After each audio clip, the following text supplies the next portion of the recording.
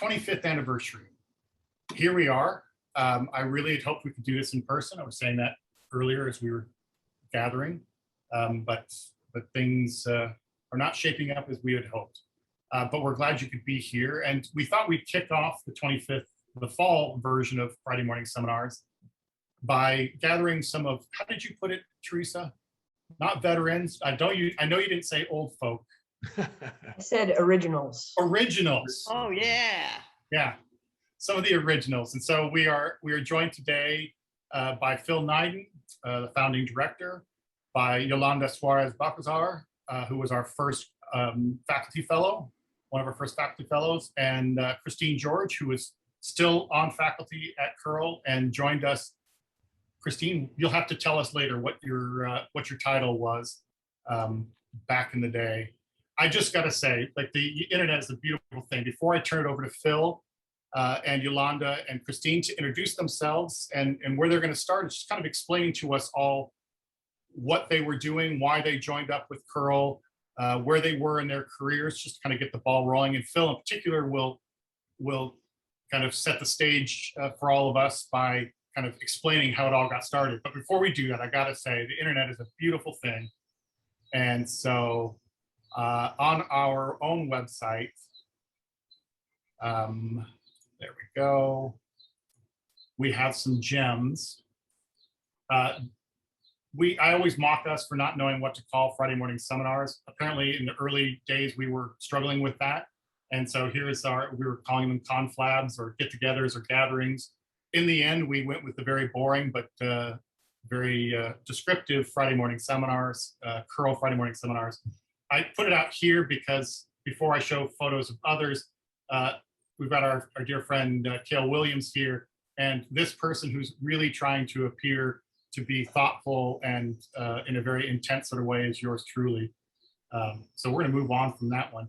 Here is Yolanda here and Jill Graham. I hoped you were going to show up, Jill. And Phil on a trip to Birmingham with the associate director, Lynn Bondriel, Carlos de Jesus, and some others from Birmingham. And not to leave you out, Christine, here is one of you in the early days on your work with Strive, actually. So. Oh yeah, that's a. Wow. I want Not that you all needed proof that we really were here for the beginning, but we really were here for the beginning. So there you go.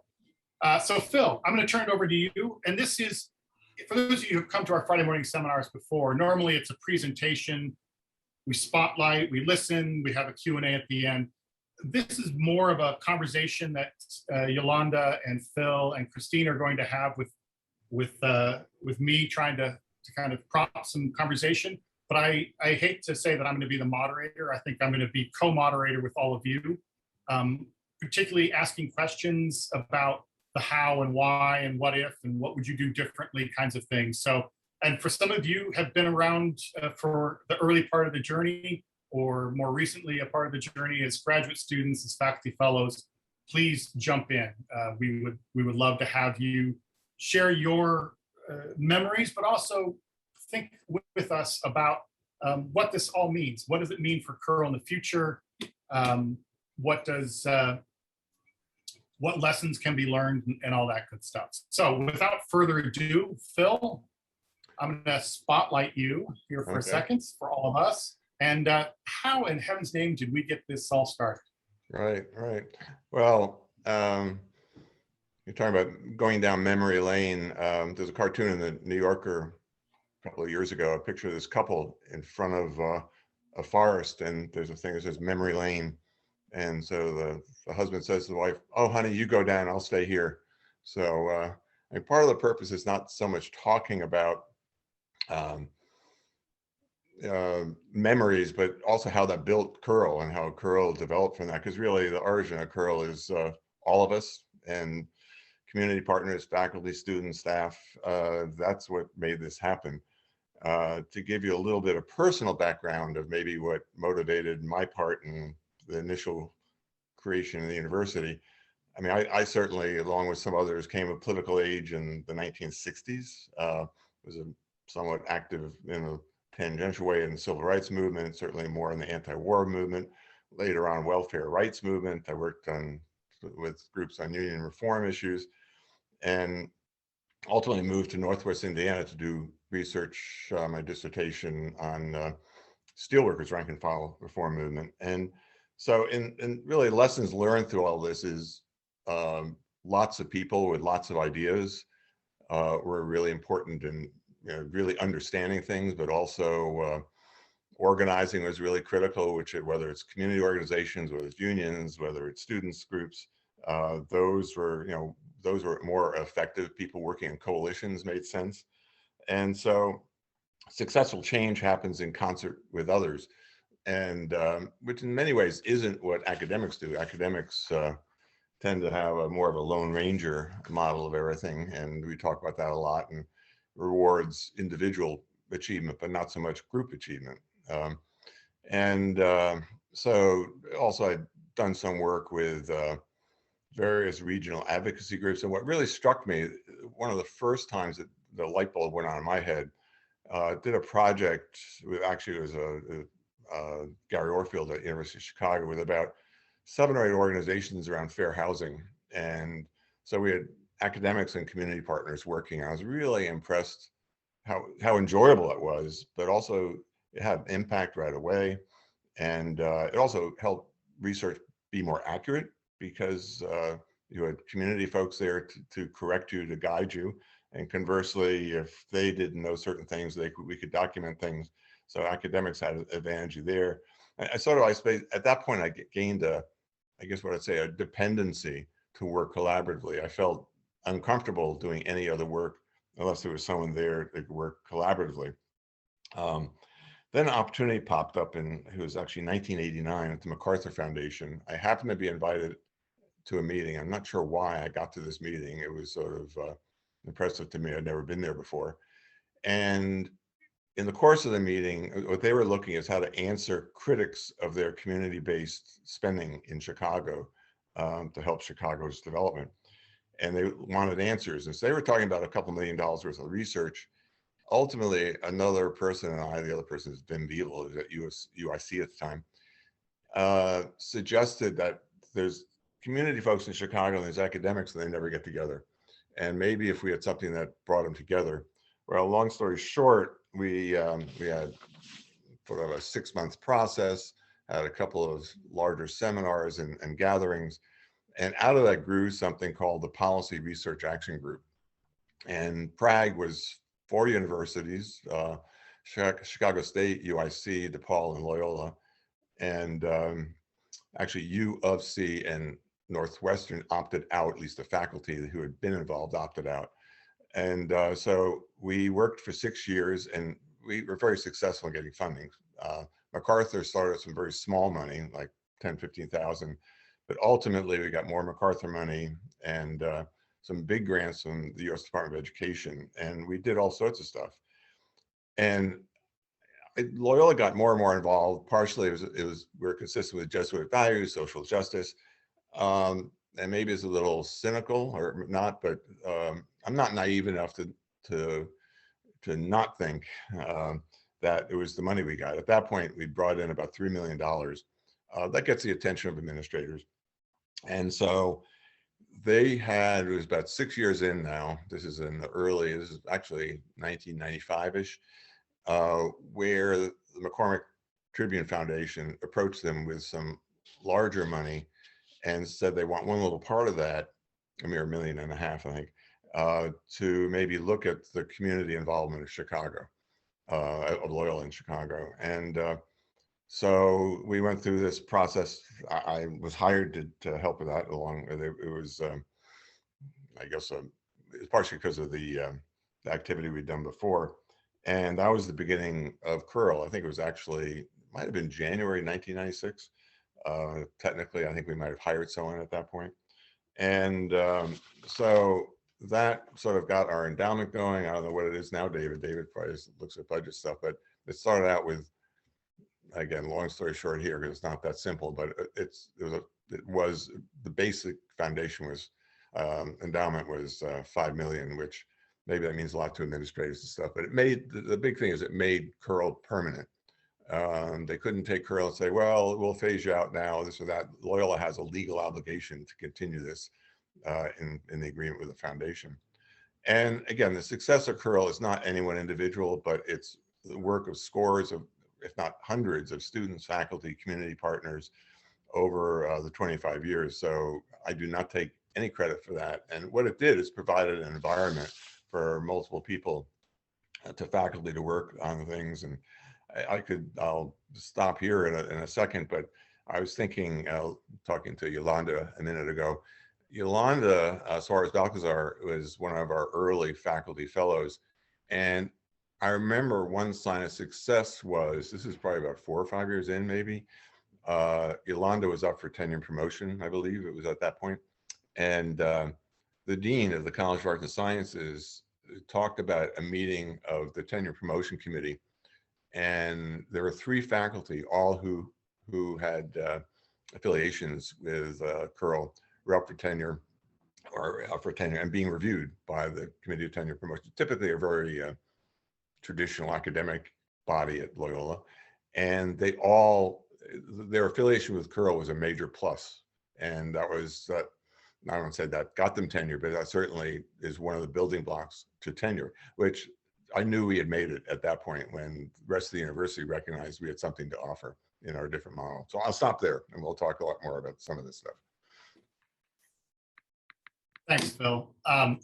And that's a good segue actually over to you, Yolanda. If you want to explain, first of all, who you are and where you are now, but also where were you in your career? Why did you come hang out at Curl? And yeah, just let us know where you are. And Yolanda has some photos to share as well. So I believe I just gave you permission to share photos. You can try it out when the time comes. Thank you. Yeah. Thank you. Good morning, everyone, and thank you to Curl and David and Teresa for inviting me to be part of this panel. I'm really excited to be here. Actually, what Phil just said, by the way, I am a professor at the University of Illinois, Chicago. I was trained as a community psychologist at the University of Kansas many, many years ago. And my first academic job was actually at Loyola Department of Psychology. Phil, I do remember in the fall of 1996, you came over to psychology to introduce Curl to faculty and to start seeking support from faculty, but also to start looking at Curl as an opportunity for faculty and graduate students to find a space where they can do community-based participatory research. And I remember the meeting in the conference room, and every time I heard what Phil's vision for Curl was, I kept thinking to myself, that's what I want. This is what this is my interest, this is what my commitment is. So I found in Curl an incredible space, environment, like Phil said, opportunity for working collaborative, in collaboration with the community. Interestingly enough, a lot of things were happening in the world of community-based research. There was a lot of writing. Universities were struggling with how to encourage and what to make out of community partnerships and how to work collaboratively with the community.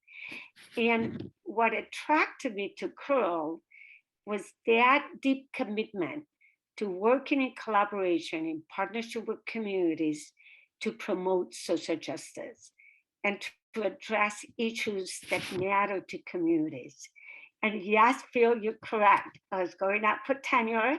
After a year or so being part of Curl, I was the first faculty fellow, and being part of Curl was a very important part of my promotion papers. And I think it provided me that venue and the connections to be able to really work in partnership with communities.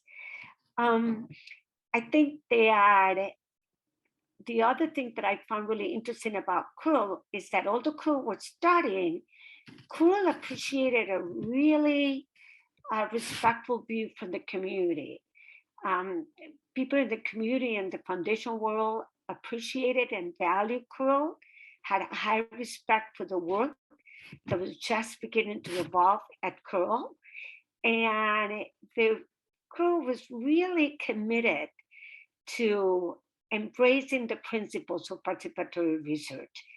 It was not about what I wanted to accomplish as a researcher, but how do I work in collaboration with communities, addressing issues that matter to communities, but at the same time being able to understand issues and write about issues and seek my promotion. So I think that could provided that space for interdisciplinary thought, for partnering as equals with communities where issues of power dynamics were very easy to manage because we were collaborating together. We were not imposing views on communities. So I want to share a couple of slides that I thought they were really fascinating because to me, these were the visionaries and trailblazers. So Phil, do you remember this photo? This is with Jan Tchaikovsky in 2000 or 1996. And I believe that this meeting, there was a reception at Loyola and Jan was there and they were working with UNO. That sounds right. Yeah. I remember it was an event. Yeah. They were working with one organization of the Northeast, and the discussion at that reception was about how to work with communities to improve quality of life. And I was inspired as the first faculty fellow by visionaries and trailblazers. And some of those visionaries and trailblazers were also our community partners.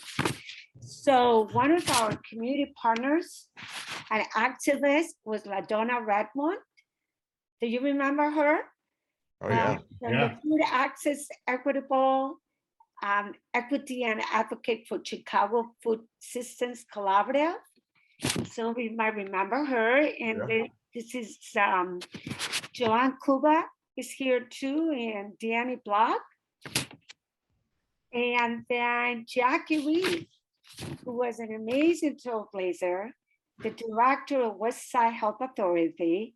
We're going to talk about projects in a few minutes, but I wanted to introduce you to these amazing visionaries because it was not only Phil and the people who started Cruel, who put in the foundations, who provided the funding, but there were incredible community leaders that were visionaries and were transforming communities with very limited resources and transforming people's lives. But I have one more set of slides to share. Sorry. And this one is with the VP Amaco people. Irene Brown was our director of the BP project, and we're going to talk about it in a few minutes. And here is David. This is 2000, so it's 21 years ago.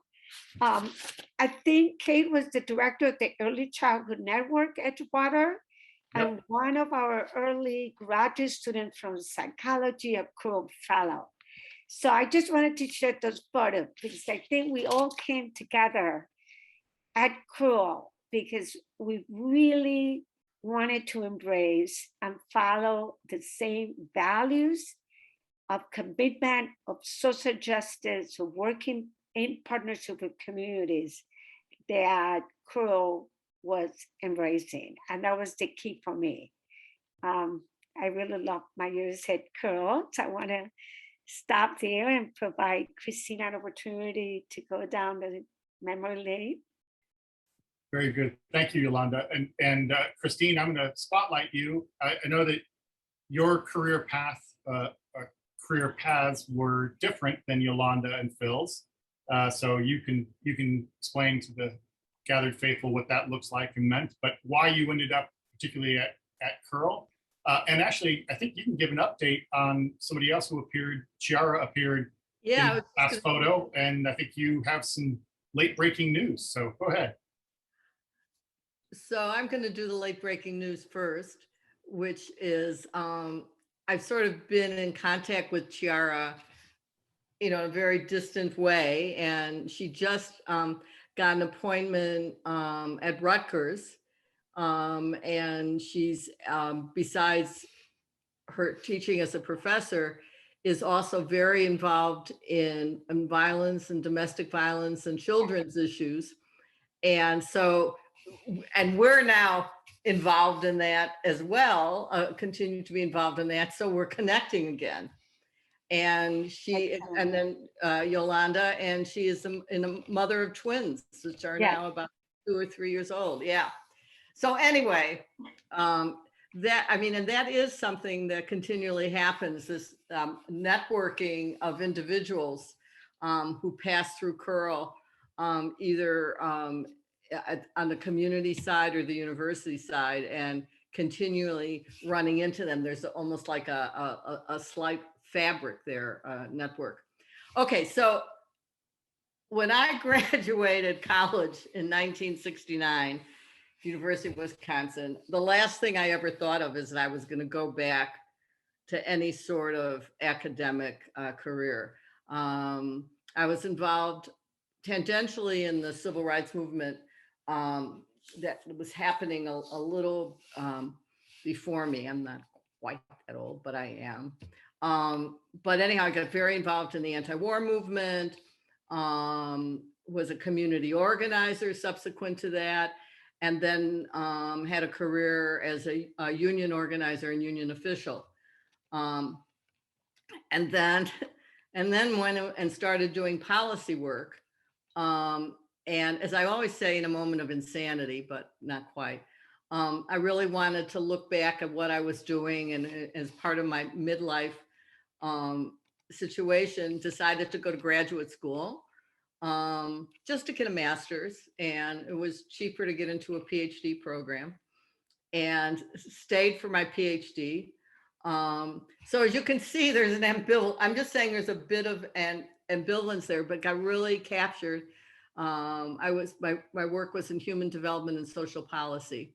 And while I was writing my dissertation, I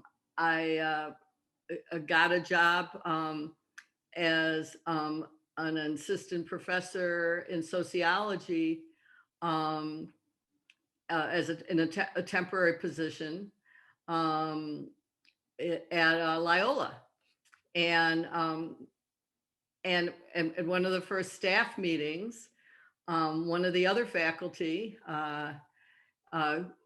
who knew me from organizing, from the women's movement and from everything like that, said, "Hey, you should talk to Phil Nyden, who has just started this organization, et cetera, et cetera." So Phil and I connected, and it was like, oh my gosh, my two identities sort of, or how to place myself, really sort of fell into line. And that was the start of it. And I think that was like 97, maybe actually maybe the 96, 97 academic year, actually. That's So, right. was like, but anyhow, so I started, one of the pictures that David showed was one of the first projects that I did. And sort of what happened is that I became a faculty fellow. And the way we did it is during the summers, I would go full-time onto the Curl payroll, and I would be doing work. And then I continued doing that as I continued teaching and actually directing the applied sociology program, if I remember correctly. This is taking me back. This is my 25th 25th year at the university. And anyhow, I then, and at that point that curl couldn't and really sort of still can't appoint faculty positions. So at some point I shifted over. I was part-time at Loyola, part-time at sociology, part-time at Curl. And when I shifted over to being full-time at Curl, I got a senior staff position, senior research position. And then I'm only saying this because I think it's important. Phil did a yeoman job, and we took the time to create a research faculty position there, because I think it's the sort of the understanding how to institutionalize curl, not just by which is important, the endowment, but the other things as well. And to why I was attracted to it is because it's blended both of my lives together. And I used my my skills and my knowledge and my connections with Chicago. I've always been in Chicago and was always an activist in Chicago, and utilized that as well as my training and understanding from my education at Northwestern. Basically, it put it together. It just made sense. And it was another way of continue being an organizer, another way of, for me, it's all about justice, but it's all about really empowering people. And to me, that curl is a place that empowers people. Thanks, Christine. I think you can get a sense here that all three have found their way to curl or started curl. And by the way, Phil, I want to say that I think you're underselling the importance of your role in getting all of this going. I like to say that you weren't the only one, but without you, I don't know that the rest of us would have had a place to come to. Well, on the theme of organizing, because I think I used to describe, and still would, who sort of curl developed by organizing within the academy. I mean, you knew who to talk to, how to talk to, and actually at that time, well, we had a president who was sort of supportive of. He was a little, well, I won't go into that, but we got the money, and the subsequent president was very supportive. But anyway, no, we had a graduate dean and a dean of the College of Arts and Sciences that were very supportive and got it. And the dean of the College of Arts and Sciences also got it beyond the importance, but had also done her own. I'd worked with her, and it's Kathy McCord, who'd done some work on research around some of these same issues. So I think that's important. And you find, as Christine is talking about, it's sort of like the fellow travelers around who you have, and also who has power and control. And and as I said before, it didn't hurt to have some money here and there, and to promote that. Although with Christine's position, I should add, that's where you hit where our idea, and quite honestly, the radical idea of it hits conservative academia. It took them forever to figure this one out, and they would have. I mean, literally, I remember meeting with committees and deans, and I was like, oh, but it was. It's a pretty simple idea that makes a whole bunch of sense. But anyway, I'll stop there. I was just going to say, I won't go into things on my plate right now. I'll just say that we now have three, including one that's splitting time, three research faculty at Loyola, one that's a joint appointment between Curl and another research center. And unfortunately, we're reinventing the promotion for research faculty, because that apparently was lost in the swirl of various things at Loyola. But so some things have gotten better, Phil. Some things are just the same, or same song, different verse. My question to you all now is just to kind of think about the projects, particularly for community partners in the audience, for faculty in the audience. How did you, using sort of some of the early projects, how did you establish those? What lessons do you draw from those early days? What advice might you have for folks who are either in the community or in the university and wanting to do this work? I leave it to anybody to jump in. Well, I'll jump in. It's all about personal relationships in many ways, and networking. But it's also about community organizations being hungry to understand things and coming to us. And so I just want to describe one scenario. I mean, there's a whole bunch of different areas, but this is our work in domestic violence, which is becoming really important, that Kathy McCourt already mentioned, who had retired from her position as the dean and gone back and was a professor within sociology. And she had someone from a community organization that was doing domestic violence work called Apnagar come and speak in her class. And they then said, hey, you know, we're trying to we have this partnership, we're trying to figure it out, we're trying to show how it worked and stuff like that. And Kathy then got that organization, Apnagar, together with Curl and specifically myself, and we started to work together, and we went project after project and looking at different things really as a partnership. And now I think this is about 20 years of continuous partnerships with Apnagar and with other organizations, including the city of Chicago and right now Cook County Domestic Violence Court, basically informing what is going on in terms of domestic violence in the institutions that serve or deal with that issue. But it's all, I mean, it's being persistent, networking, and coming together. But it's very person to person. It isn't, oh, you see a grant and you write in and say, I want research on that grant. You know, I'm going to do this or do that. It's all about building relationships. I would certainly yet endorse the notion of networking and building on relationships. I was going to share that I was part of a group and I was delighted to see the picture of Mary Nelson and Madonna Redmond, because they were both involved in the very beginning of a long-term project I was involved in the School of Business. That was motivated by this group of folks. It was called the Faithful Economic Imagination for the City of Chicago.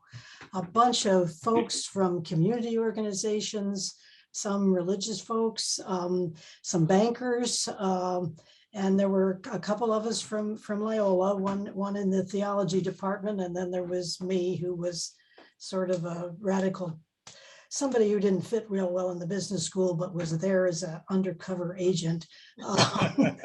Anyway, and we were all trying to think radically about how to do justice work.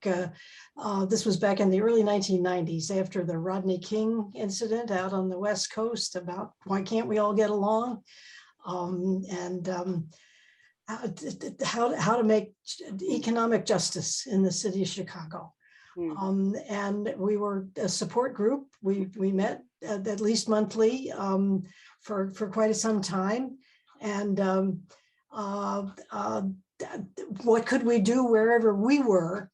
And this network of folks eventually was the support group for me to try to start something which led to eventually a micro enterprise consulting service learning program that I got started in the business school, where I trained advanced business students to be management consultants. But it was like Mary's group out at Bethel New Life and other community economic development organizations around the city that we linked up with, at Uptown Center Hall House, for example, and the Women's Self-Employment Project, and others around the city that were training aspiring entrepreneurs, but folks who wanted to start some kind of little enterprise, but didn't have a lot of background, if any, in business skills. but if they work together with some smart business students, could put together a viable plan for their enterprise that would help them get the startup funding. Anyway, I started this little program in the early 90s with support from this network of folks. Long story short, I needed help to do the training for the students, because I don't know what your image of business students is, but sometimes they come on a little hard. They were, even at Loyola, where we teach them all ethics and so forth. They come on, oh, I know everything. I'm your answer man. I and that's just not a good way. So I needed to bring in, I also served on the board of what was the name of it now, down on the south side. They train folks to be your counselors, religious counselors. Oh, what was it called? The dean of the business school was on that as well. Anyway, I knew the people who taught down there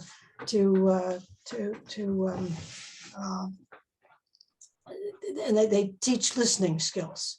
And I thought that's what these business students needed to learn how to do, was listen and not to come on so strong.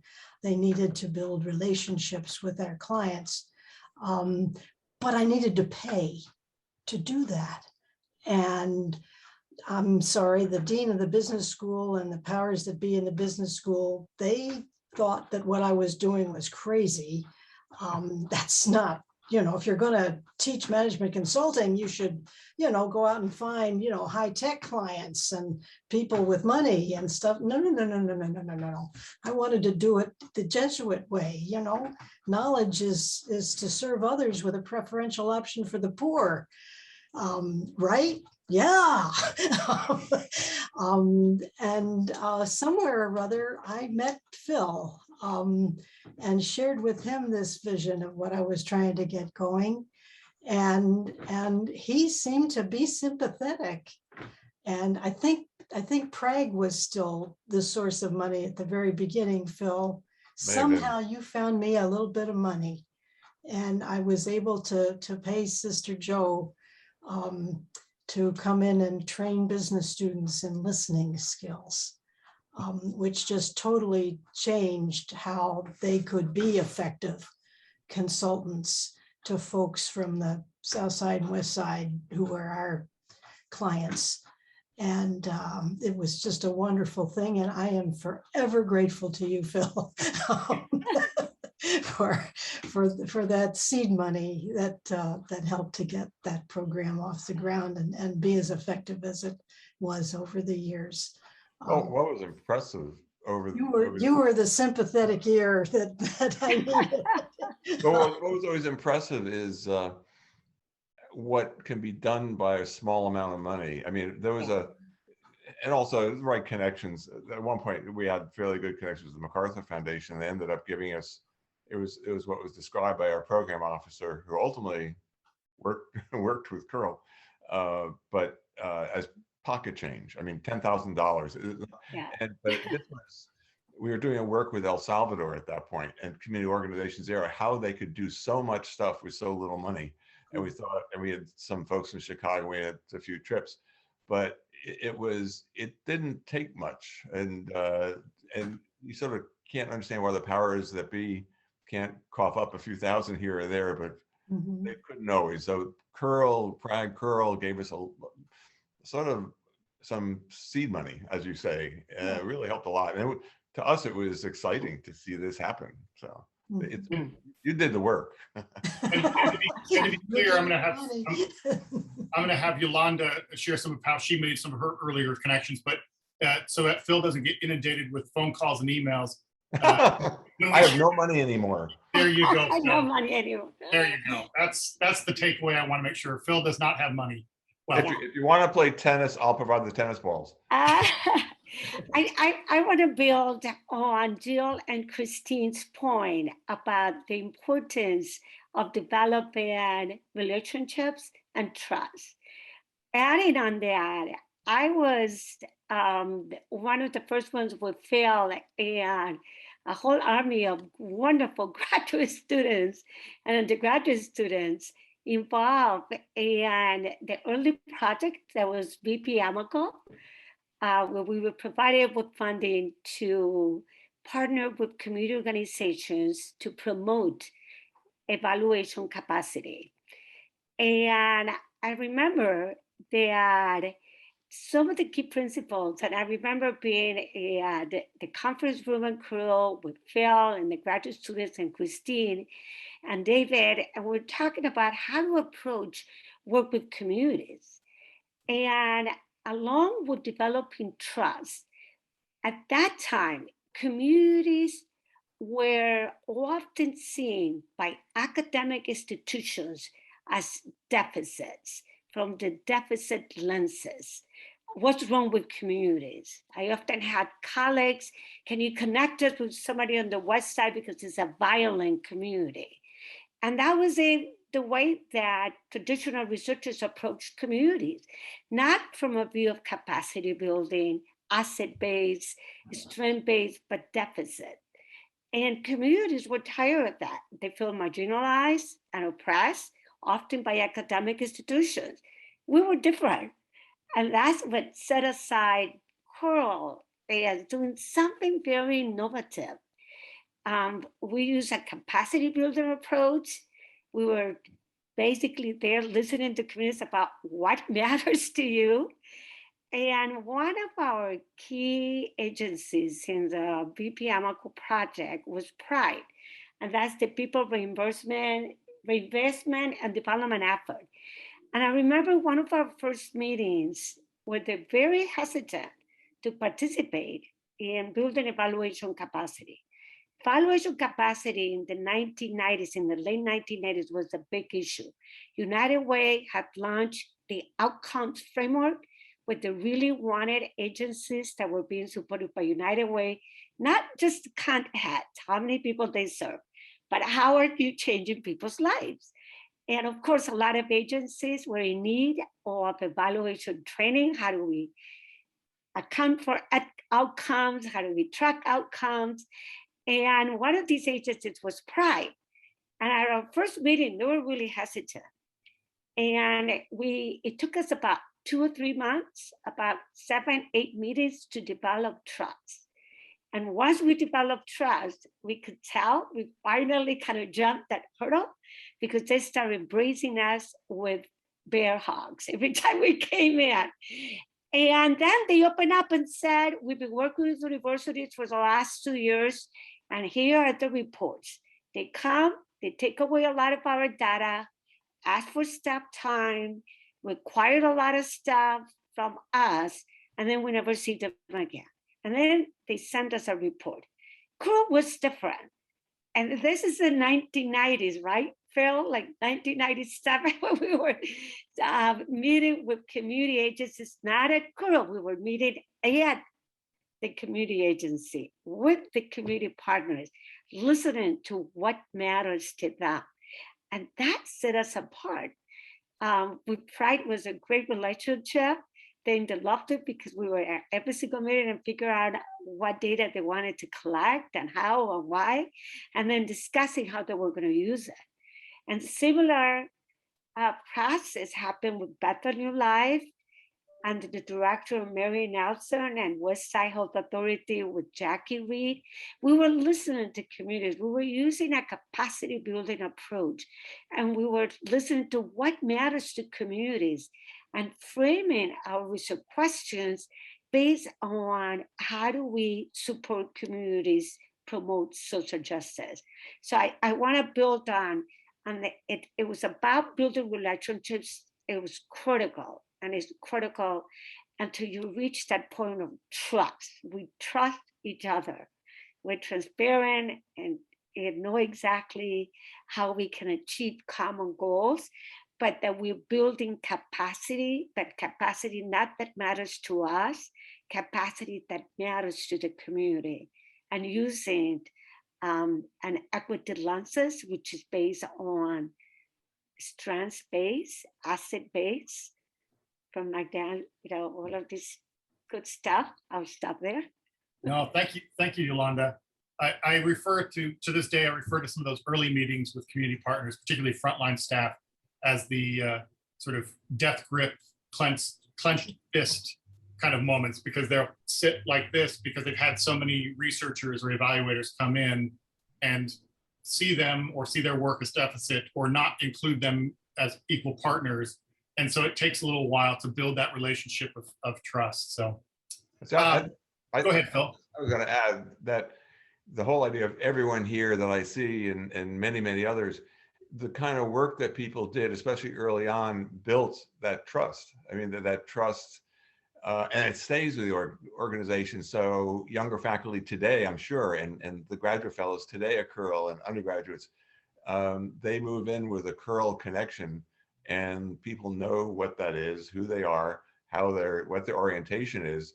And so we used to refer to a collective curriculum vitae or a collective resume, that it's as an entity, as an organization, we've built that, and people know what it means, and they get it. So some of the dancing we did early on, you don't have to do quite the long dances you used to be able to do. We get to the business sooner. Dancing, that's a good word for my next lead in for my next sort of questions to you all. And then I really want to invite folks to feel free to jump in here and ask questions or offer their own trips down memory lane. I see that, Tanya, maybe we can get to you next here. Just real quick to the three of you. Phil names it as dancing. What issues, what roadblocks, what problems did you face early on that you had to dance around? And how did you do it? And I'll ask you to limit yourself to one example. I'm pretty sure that if I got some of you going, all of you going, there could be a fair few number of roadblocks.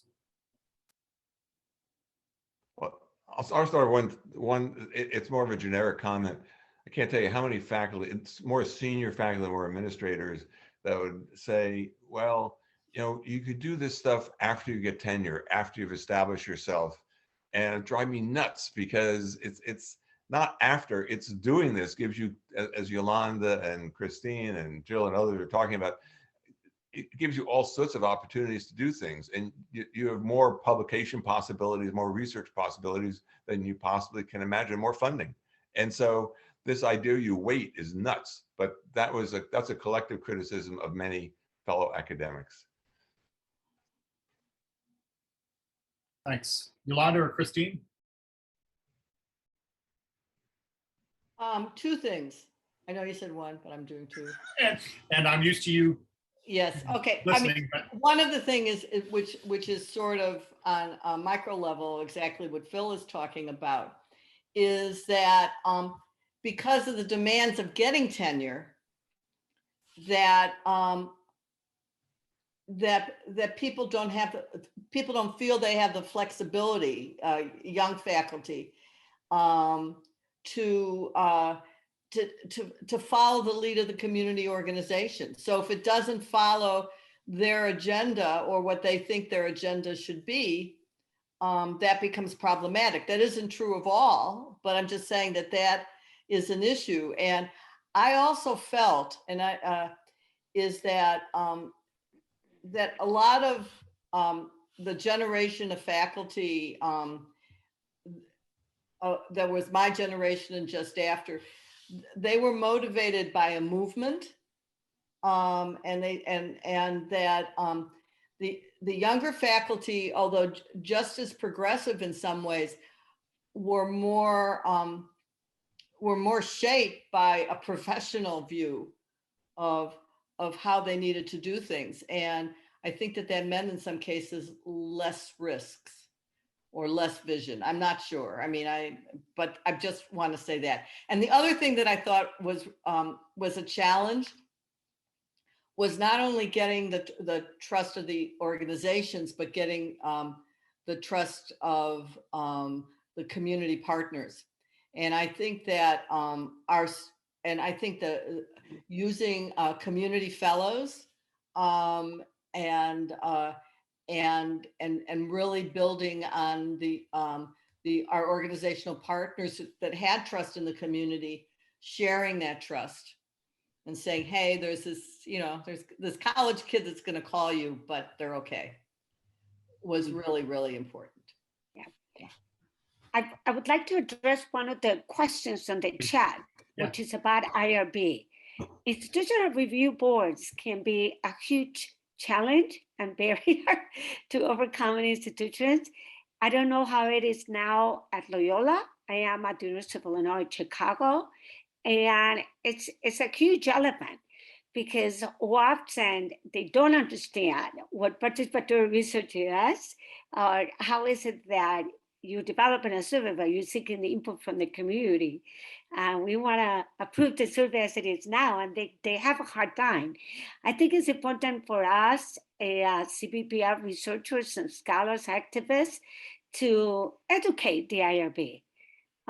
Sit down with them and explain. And we have done that with my colleagues at UIC involved in CBPR, is basically sitting down with them and say, this is what the study is, but we're going to be following the voice of the community and figuring out by educating them how to follow the ethical guidelines that we need to follow, but at the same time allow you to do the work that you want to do. It does require extra effort to educate them and involve them as much as you can. Rally support from other colleagues as well at your academic department institution. So you're not the only one educating or advocating for change at the IRB. Make sure that they have advocate for having on the board somebody who understands social research and apply CBPR work, because they often don't. And to follow up on Christine's point, I think for all of us in academia, we want to be able to publish, we want to be able to present this work. And the students want to see this published. They want to listen to this. They want to hear about it. I think it's important to be creative on how to take one project and out of that, talk about the process, the outcomes, the relationships.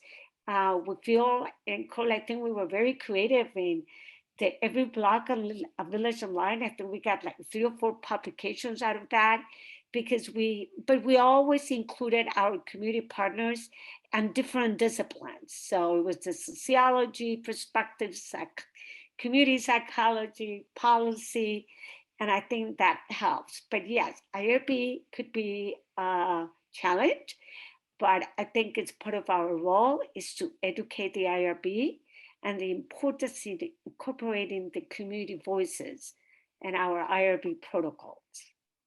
Yeah, thanks, Yolanda. I think Tanya also was touching on just sort of different expectations and different senses of rhythms between the community and the university. And the thing I would add then to Yolanda sort of using the example of the IRB and educating the IRB, which is something we have done. We've also at Curl take no small pride in, talk about getting into the weeds here, but take no small pride in educating those who oversee grants and contracts, particularly the contracts, about data sharing. If you want to know more, any of us can talk about that. But that took a long time, and it was sort of explaining why this research was different and why the traditional academic approach wasn't necessary. So educating on the university side is critical. I also think there's something to be said for us educating and helping to manage expectations and kind of explaining. We talk about it sometimes as being bilingual, speaking university and speaking community. Explaining to community partners that I know you want this tomorrow. I know you want to, and you're used to putting out a quick survey. We can't do it that way. And there are good reasons for that. And we can't turn it around this quickly. So it is a lot of managing everyone's expectations, including our own. And I think that's sort of a two-way street. And it gets to what Yolanda and others have noted. It really is about building a relationship and building a relationship of trust and trying to communicate. And trust me, after 25 years of doing it, I won't name any names, I won't even hint about it, but I've got current project that we seem to be talking past each other, the community partners and Curl, and we're fine. Everything will be fine. It's all good. But it is this. It's not as if you sort of figure it all out. You kind of have to bring the lessons learned into each new relationship. Florence asks a good question here. Sort of the impact and challenges of COVID affecting, groundwork and building trust and networking. Any thoughts on that? As you can see, I've got a ton, but I'm gonna mute myself for everyone's sake. Yolanda, how has your work been affected by COVID and making, sort of developing these relationships and going into the future? I mean, the reality is that COVID-19 exacerbated the disparities, inequalities in this country all over the world. We currently have a grant where we're working with identifying the social determinants of health of Latin immigrant families with children and adolescents with developmental disabilities. And it's been really hard communicating and bringing families together in the virtual world, in part because they might not necessarily have reliable access to the internet, or they might be sharing one computer in a home with high density with 5-6 people. So it has required a lot of more one-on-one, or often using the phone for interviews and not Zoom, which can be a little bit more challenging, relying more on leaders and gatekeepers of the community, because now we can't go to community agencies to work with our participants. They're closed, or they're only open at certain times and only a limited capacity of participants can go in. So that's created challenges, but it has also pushed us to reframe disparities, think more closely of how do we address inequalities in a virtual world. It's not easy, but it's not impossible. It's a lot more work. We need more meetings, more on the phone, more reaching out to individuals and having conversation with gatekeepers on how do we reach out. Because part of the issue with the virtual world that COVID-19 forced all of us to be is that there's some people left behind. Those, as I said, that don't have equal access. Or easy access or stable access to the internet. So that's a challenge for all of us. How do we connect with communities? Churches have been an opportunity, although some of them are doing the service online. There are a few in the Chicago area that are open for, and they happen, especially in the case of African-American communities, Latinx communities, they are going to the churches.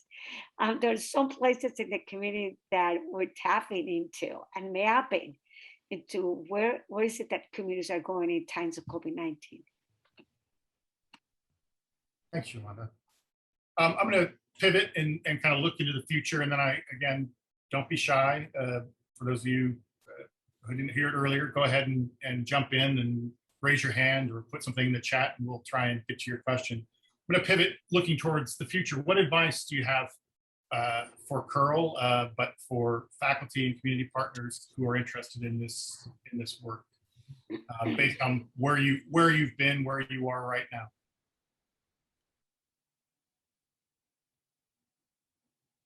I think that the most important advice I have is to keep on networking and to keep on being aggressive, being involved in issues that you think are important. And I think that not being passive and not looking and looking at the issues rather than what is being funded. I think is really important. What are the justice or equality issues that are important, and then that leads to stuff and building those kind of alliances. I think are the way to go. Just continue to be pushing the boundaries. I feel that given the scenarios of everything, the movements of today that are pushing us to address racial justice, social justice, these problems are not new, they're just exacerbated. And the movements, especially seeing so many young people as activists, is pushing all of us out and in academia to rethink racial justice, social justice, and brainstorm about how do we create new ways of doing. How do we bring the voices of those that are most marginalized to the table? I want to use some of the words that Phil used in an early chapter that transform and inspire me. Thank you, Phil. That you talked about how do we bring the voices to the round table? It's not a square table, a round table that everybody has equal footing. And who is represented around the table? So I'm using your words, Phil, but this is more relevant than ever before because those that are experiencing marginalization are farther and farther away from achieving justice. So we have a huge responsibility. It's not new, it's just the pressure is there. And we need to figure out how to do things along with the community, with the voices at the table, and how to translate knowledge to action and action to scholarship so that we can inform others of what communities are doing. There are some movements that is amazing on what they're doing. Environmental, Black Lives Matter. These are incredible movements they're mobilizing communities. How do we bring that knowledge to scholarship and scholarship to praxis? And that's our challenge moving forward.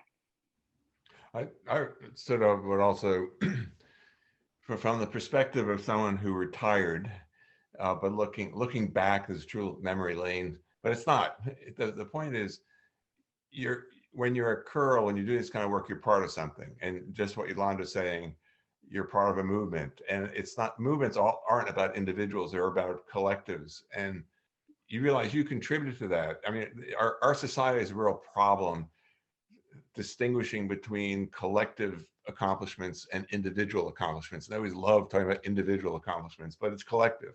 But, again, from a retirement perspective, you never quite retire because you see people around you and you say, oh, that person was so-and-so a curl and now she heads this organization. She's done that. You pick up the newspaper and you see people you feel like you're part of the city, the metro area, the country around you. One of the things that really surprised us early on was our international connection. People came to us from France, from the UK, from Australia, asking us questions, and we've established relationships with research centers in Sydney, Australia, with whole networks in Europe.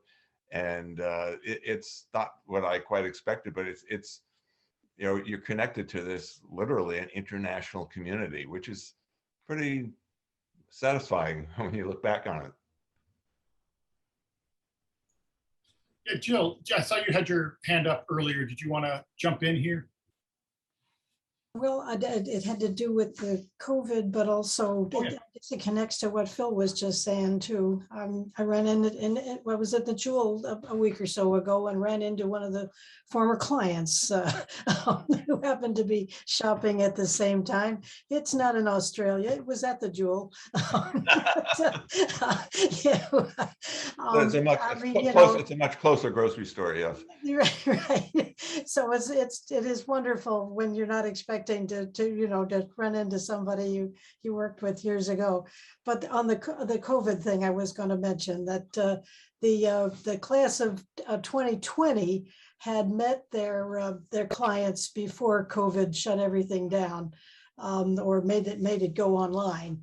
And so that group of people did continue and managed to finish their work when they did have to go virtual after a while, but they had been able to build at least an initial relationship, student consultants to clients, And that it is so critical that that be a trusting working partnership in order to work together and create something of value to the clients.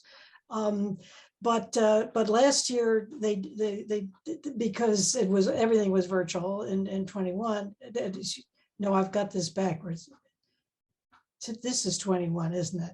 Anyway, it's not happening this year at all. They just aren't even teaching it at all. And I'm very concerned that, excuse me, it was last spring, they didn't teach it at all. And it's not on the roster for 22 either. And I understand that if it's all has to be all virtual, you know, that just, it's very hard to do that trusting relationship building work when nothing is face to face in real life. You just can't do that over the screen. So I'm hoping eventually that the program can get reinstated, but darn it, I'm not there anymore. You know, I'm retired, and so I understand what you're talking about, Phil. Everything changes. I trained somebody for 2 years ahead of time. I believe in, you know, succession planning is one of the things we teach in the business school. So I did that. And people who've taken it over are very able and wonderful and so forth. But you know, I was the champion for decades there, and I'm not there to kick and scream and insist that it be continued and reinstated. And I feel helpless, quite frankly. But what I am doing is working with one of the organizations, the community economic development organizations that does entrepreneurial training. I'm one of the instructors that goes in and does one of their training sessions on basically business finance. And so I feel like, okay, I can still do that as a retired person and be involved in that just, you know, helping a few individuals each time I do it to learn how to do cash flow management and break-even analysis and so forth. I got to keep my toe in there somehow, and I wish I could, you know, shake things up at the business school, but I don't have any clout there. And I never did have any clout. I just, you know, was a troublemaker. What can I tell you? Persistent, Jill. You were persistent. That's why I always There you go. appreciate it. Phil and Christine and Yolanda, we've got about 15 minutes left. I've kind of hopped around on some of the topics we talked about. Is there anything that I'm missing that you want to shine a light on, or anybody from the audience, my co-moderators, official and unofficial, that questions or issues you want to raise at this point?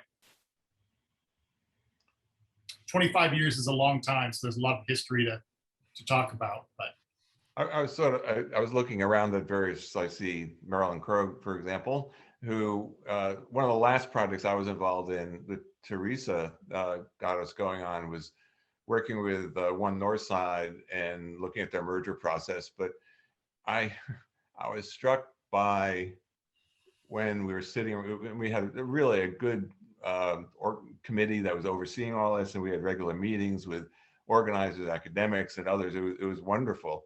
And I remember sitting around one of those meetings saying, wow, if this is what I could do all the time, I would never retire. It was wonderful, because you have all these people with different ideas. And I think there was intrinsically the work we've been doing is very rewarding personally, and everyone sees that. And that's it's hard to put a value on that, but that is so important.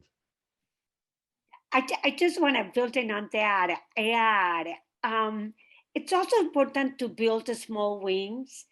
It's very rewarding work. I'm passionate about it. I have done CPPR work for the last almost 25, 30 years. Since I left Curl, I continue to do this kind of work with immigrant communities. I think, but it's also a lot of work. And often people ask, well, what keeps you there? I think it's that personal motivation of purpose and service, and the personal motivation of we're doing something together.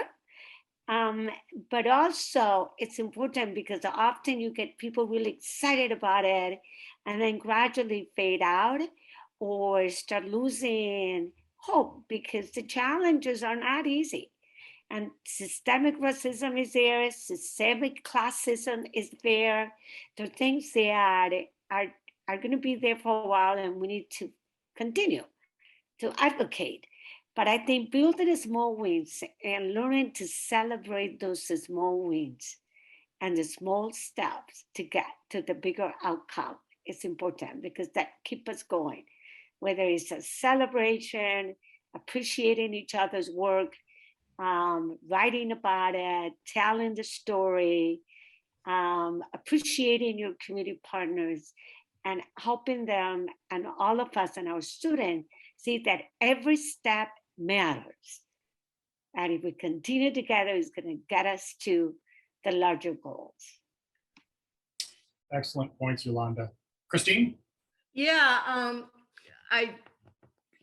what David and Yolanda, what Phil and Yolanda said, I really, agree with is, and the personal, I mean, let's face it, this is the best, coziest job. You get paid for what you want to do. I mean, I feel that I've been blessed in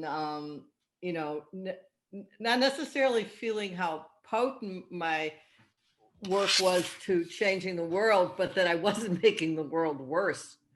I mean, and that it's such a community and working with such great people.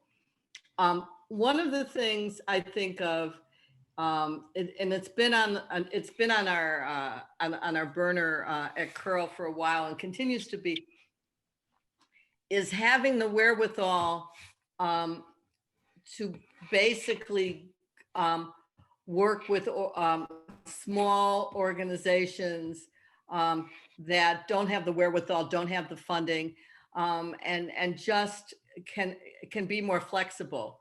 And we've had a couple of grants in the past that have allowed us to have that kind of flexibility, and continuing to have that kind of flexibility, and figuring that out, and also getting the university to understand that that's research, I think is part of, is an important to bring that vocabulary into the mainstream of universities, in terms of what is research and also what is funding. What how do we as a university give back resources to the community, I think is really important. Yeah, thanks, Christine. And one of the things that I want to touch on is sort of leaping off from Marilyn Krog's comments about the resource of getting able, that Curl has been, continues to be, for undergraduate and graduate students getting involved. I know that Jana also is kind of talking about the lessons that she learned.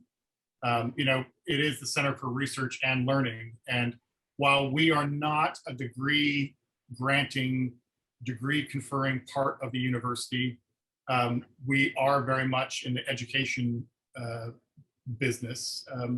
I think we do teach courses. We are the capstone, home to the capstone courses for urban studies. But a lot of what we've done over the years is, at our best, is mentoring a new generation. Jana's over at in the healthcare field. Lawrence Benito is the director of ICER, Illinois Coalition of Immigrant and Refugee Rights. Going back, Yolanda, when I think of the BP Amico and the community fellows, Grace Ho was an early community fellow in that grouping, and now she is head of IDHS here in Illinois.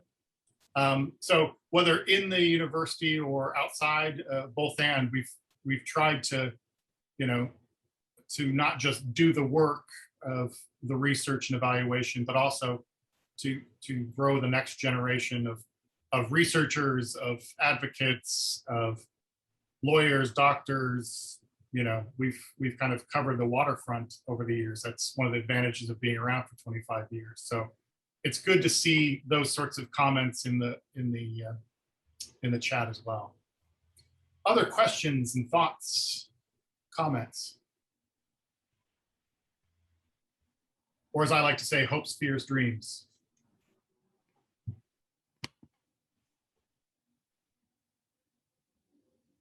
Well, I think this is a fine place to end. I thank Phil. Well, thank Phil for getting us all together low those many years ago. And it has been a few years. Seeing the photos, I'll speak entirely and only for myself. The phrase I use all the time is that I was not only a younger man, I was a thinner man. And in no small part because Curl does almost nothing without food being served. That's one of the big losses we've had moving virtually. If you want to talk about the challenges of COVID, that's it. We haven't had bagels as we normally do on Fridays. But thank you, Phil, for gathering us all together. And Christine and Yolanda for joining in the conversation, for all you have done, for Jill and everybody else, and for Teresa, of course, for coming back and getting another Friday morning series started for us. This is the first of several. Make sure you check out our webpage for more information on things to come. We're going to have a couple of more 25th anniversary reflection kind of themes in the future. And we hope you can join us for those as well. So thank you, everybody.